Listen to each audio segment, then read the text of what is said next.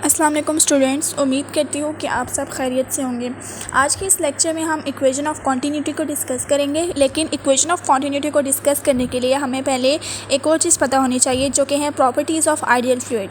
तो चलिए पहले हम स्टडी करेंगे प्रॉपर्टीज़ ऑफ आइडियल फ्लूइड और देन उसके बाद हम स्टडी करेंगे equation of continuity. Ideal fluid की प्रॉपर्टीज़ में सबसे पहले हमारे पास आता है कि viscosity is zero. Viscosity, what is viscosity? Viscosity is the resistance to the flow of fluid, यानी जब फ्लूइड हमारा जो है वो फ्लो करे तो उससे किसी तरह की रेजिस्टेंस का सामना ना करना पड़े, तो यानी विस्कोसिटी मस्ट बी ज़ीरो। अगर विस्कोसिटी ज़ीरो होगी तो हम कह सकते हैं कि वो फ्लूइड क्या है, आइडियल फ्लूइड है। फ्लो क्या होना चाहिए? लैमिनर फ्लो होना चाहिए। अब लेमिनर फ़्लो क्या होता है? लेमिनर फ़्लो को स्टेडी फ़्लो भी कहा जाता है या स्ट्रीमलाइन फ़्लो भी कहा जाता है। अब वो फ़्लो यानी जब फ्लूइड के तमाम पार्टिकल्स, जितने भी फ्लूइड में पार्टिकल्स हैं, अगर वो एक ही पाथ को फॉलो कर रहे हैं सारे पार्टिकल्स, तो उस टाइम फ़्लो को क्या कहा जाएगा कि वो फ़्लो क्या है, हमारे पास लेमिनर फ़्लो है। और अगर पार्टिकल्स एक ही पाथ को फॉलो नहीं करेंगे तो वो फ़्लो क्या कहलाता है? टर्बुलेंट फ़्लो कहलाता है। थर्ड प्रॉपर्टी आती है हमारे पास, flow is irrotational. Irrotational flow से मुराद ये है कि फ्लूइड के अंदर कोई भी एंगुलर मोमेंटम नहीं होना चाहिए। नेक्स्ट है हमारे पास टेम्परेचर डज़ नॉट वेरी, यानी फ्लूइड का जो टेम्परेचर है वो वेरी ना करे, यानी टेम्परेचर क्या हो, हमारे पास कांस्टेंट रहे। नेक्स्ट हमारे पास है डेंसिटी इज़ कांस्टेंट, यानी फ्लूइड की जो डेंसिटी है वो हमारे पास यानी जितना भी वो फ़्लो कर रहा है, जहाँ तक वो फ़्लो कर रहा है, उसकी डेंसिटी जो है वो कांस्टेंट रहनी चाहिए, यानी टेम्परेचर भी कांस्टेंट होना चाहिए, डेंसिटी भी constant, flow irrotational, laminar flow होना चाहिए और विस्कोसिटी क्या होना चाहिए? ज़ीरो। अगर ये तमाम प्रॉपर्टीज़ एक फ्लूइड में पाई जाएँ तो वो फ्लूइड हमारे पास क्या कहलाता है? वो फ्लूइड कहलाता है आइडियल फ्लूइड।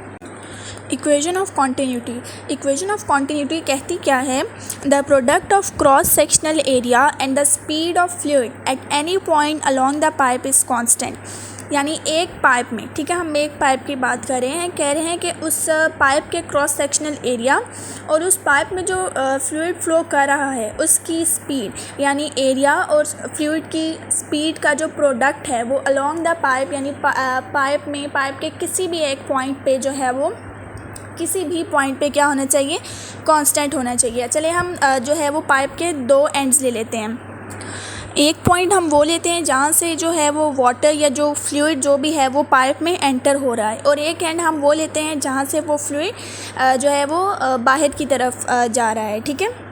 अब इक्वेशन ऑफ कॉन्टीन्यूटी के मुताबिक जो पाइप का वो एंड है जहाँ से फ्लूइड एंटर हो रहा है, वहाँ पे पाइप का जो एरिया है वो, और वहाँ पे फ्लूइड की जो स्पीड है वो उसका प्रोडक्ट, और पाइप का एंड जहाँ से फ्लूइड जो है वो पाइप से आउट जा रहा है। तो अब इक्वेशन ऑफ कॉन्टीन्यूटी के मुताबिक वो जो हमने पाइप के स्टार्ट में प्रोडक्ट लिया था एरिया और फ्लूइड की स्पीड का वो, और पाइप के एंड पे जो एरिया और स्पीड फ्लूइड की स्पीड का जो प्रोडक्ट है वो हमारे पास क्या होना चाहिए? सेम होना चाहिए। यानी अगर हम स्टार्ट के पॉइंट को 1 कहते हैं और एंड के पॉइंट को 2 कहते हैं तो हमारे पास A1 V1 is equals to A1 A2 V2 होना चाहिए। तो इक्वेशन ऑफ कॉन्टीन्यूटी यही कहती है कि पाइप के एरिया और फ्लूइड की स्पीड का जो प्रोडक्ट है वो पाइप में किसी भी पॉइंट पे क्या है? कांस्टेंट है। अब हमने इसी बात को, यानी एरिया और स्पीड के प्रोडक्ट जो कांस्टेंट है, इसी बात को हमने क्या करना है? मैथमेटिकली प्रूफ करके दिखाना है। अब हम इसको मैथमेटिकली या प्रूफ करेंगे या हम इसकी एक्सप्लेनेशन देंगे, प्रूफ करके दिखाएंगे A1 V1 is equals to A2 V2। तो यहाँ पे हमने पाइप कंसिडर किया है जिसका एरिया जो है वो नॉन यूनिफॉर्म है और इसमें से एक आइडियल फ्लूइड फ्लो कर सकता है। तो हम ये डायग्राम बनाने से पहले आप यहाँ ऊपर लिख सकते हैं, let us consider an ideal fluid flowing through a pipe of non uniform cross sectional area. तो ये इस पाइप का एरिया 1 है, ये एरिया 2। यहाँ से डेल्टा M1 जो है वो हमारे पास मास जो है वो फ्लूइड का एंटर हो रहा है, यहाँ से हमारे पास डेल्टा M2 जो है वो आउट हो रहा है पाइप से। तो ये डेल्टा x1 क्या है? x क्या है? हमारे पास डिस्टेंस है। तो डेल्टा x1 यानी फ्लूइड ने यहाँ पे x1 डिस्टेंस कवर किया और यहाँ पे x2 डिस्टेंस कवर किया है, और यहाँ पे फ्लूइड की जो स्पीड है वो है V1 और यहाँ पे फ्लूइड की जो स्पीड है वो है हमारे पास V2। यहाँ पे मैंने एक पॉइंट हाईलाइट किया है, वो क्या है? Equation of continuity is based on law of conservation of मास। ये MCQs में पूछा जा सकता है कि equation of continuity is based on. तो आगे डिफरेंट ऑप्शंस हो सकते हैं जिसमें हमारा करेक्ट ऑप्शन क्या हो गया, is based on law of conservation of मास। इसका मतलब ये हुआ कि जितना मास जो है वो पाइप में फ्लूइड का जितना मास पाइप में एंटर हो रहा है उतना ही यहाँ से हमारे पास पाइप से बाहर जा रहा है, यानी यहाँ से जितना मास एंटर होगा उतना ही बाहर जाएगा। तो ये क्या कहलाता है, law of conservation of mass. अब यहाँ पे हमने लिखा है according to the law of conservation of mass, यानी कंजर्वेशन ऑफ मास के मुताबिक mass of fluid entering the pipe is equals to the mass of fluid leaving the pipe. यानी लोअर एंड पे जितना हमारे, ये लोअर एंड और ये अपर एंड, यानी लोअर एंड से जितना फ्लूइड का मास एंटर हो रहा है उतना ही अपर एंड से फ्लूइड का मास जो है या मास ऑफ फ्लूइड जो है वो पाइप को लीव कर रहा है। यानी डेल्टा M1 और डेल्टा M2 हमारे पास क्या है, इक्वल है। यानी delta M1 is equals to delta M2 और इन दोनों को हम कलेक्टिवली क्या कह सकते हैं, डेल्टा M। अब जैसे कि हमें पता है कि डेंसिटी किसके इक्वल होती है, density is equals to mass divided by volume, और डेंसिटी को इस सिंबल से डिनोट करते हैं जिसे क्या प्रोनाउंस किया जाता है, रो, यानी rho is equals to mass over volume.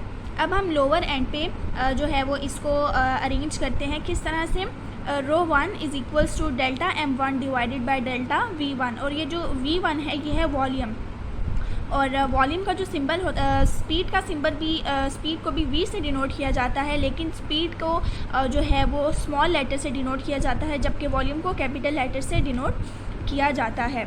अब हम इसको रीअरेंज कर लेते हैं। रीअरेंज हमने कैसे किया, delta M1 is equals to rho 1 into delta V1। इसको हमने क्या कह लिया, इक्वेशन नंबर 2। जो हमारे पास इक्वेशन आई थी delta M1 is equals to delta M2 is equals to delta M, उसको हम कहेंगे इक्वेशन नंबर 1। अब हमें ये भी पता है कि वॉल्यूम किसके इक्वल होता है, volume is equals to area into length, ठीक है। तो हम क्या लिखेंगे, delta V1 is equals to A1 into delta X1। अब ये एरिया इंटू लेंथ या एरिया इंटू डिस्टेंस जो है वो वॉल्यूम के इक्वल किस तरह है वो देखते हैं। हमने क्या लिखा था, एरिया इंटू लेंथ या area into distance is equals to volume. Area किसके इक्वल होता है हमारे पास, लेंथ इंटू लेंथ या लेंथ इंटू विड्थ। तो हमने क्या लिखा, length into width into length, या अगर हम स्क्वायर की बात करें तो हमारे पास क्या आएगा, लेंथ इंटू लेंथ, और ये जो हमारे पास x है ये क्या है, लेंथ है, ये डिस्टेंस है, तो हम इसको भी l से डिनोट कर लेंगे।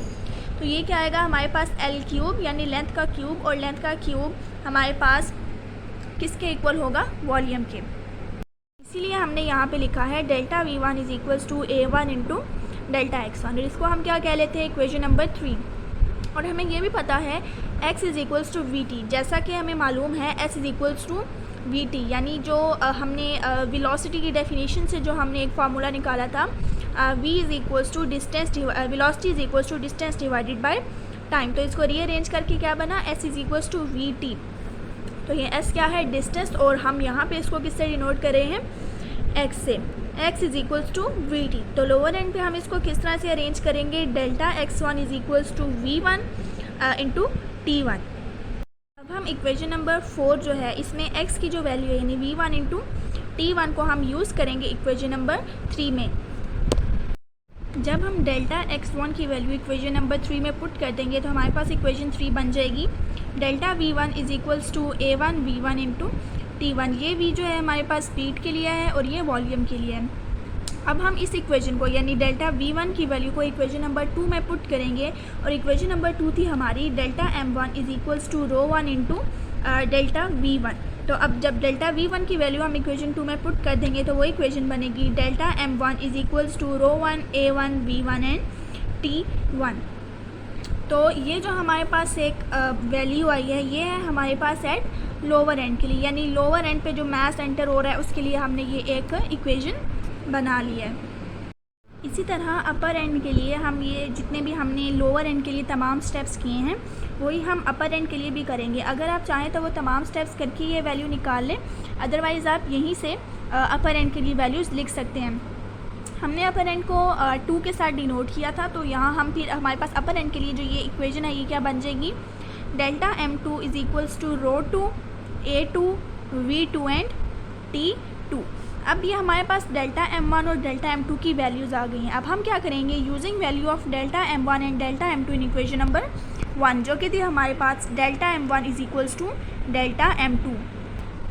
तो हम जब पुट करेंगे तो हमारे पास एक इक्वेशन आ जाएगी rho 1 A1 B1 into T1 is equals to rho 2 A2 B2 and T2। तो जैसे कि डेंसिटी कांस्टेंट होती है आइडियल फ्लूइड में, तो rho 1 is equals to rho 2 is equals to, इन दोनों को हम किससे डिनोट कर देंगे, रो से, और T1 is equals to T2 जो हमारे पास किसके इक्वल होगा, T के।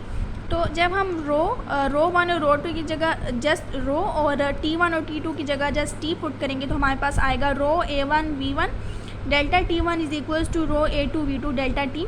यहाँ पे मुझसे एक मिस्टेक हो गई है, वो ये कि हमने ऊपर जितने भी स्टेप्स किए हैं वहाँ हमने T के साथ डेल्टा भी पुट करना है, जो कि मैं पुट करना भूल गई थी। तो जिस तरह हमने M1 M2 और बाकी चीज़ों वॉल्यूम के साथ X के साथ जैसे हमने डेल्टा पुट किया है, इसी तरह हमने यहाँ टाइम के साथ भी डेल्टा पुट करना है, और ये लाजमी पुट करना है। मुझसे मिस्टेक हो गई है, बट आप जब इसको नोट करेंगे या जब आप इसकी प्रिपरेशन करेंगे तो आपने T के साथ जो है वो डेल्टा लाजमी पुट करना है। तो यहाँ पे हमारे पास रो और डेल्टा टी जो है वो दोनों साइड्स पे क्या हो जाएंगे, कैंसिल हो जाएंगे, और हमारे पास क्या बच जाएगा, A1 B1 is equals to A2 B2, जो कि क्या है, इक्वेशन कांस्टेंट है। और यहाँ पे हमने वो बात प्रूफ कर दी जो हमने इक्वेशन ऑफ कॉन्टिन्यूटी की डेफिनेशन में पढ़ी थी। यहाँ पे हम एक और रिलेशन निकालते हैं। हमारे पास एक इक्वेशन आई थी, जैसे ये हमारे पास इक्वेशन नंबर 5 थी, delta V1 is equals to A1 V1 into T1। तो यहाँ हमने इसको लिखा है ना, यहाँ पे हम मेंशन नहीं कर रहे कि अपर एंड या लोअर एंड, हम जनरल एक जो है वो रिलेशन निकाल रहे हैं। तो वो क्या है, delta V AV into is equals to AV into delta T।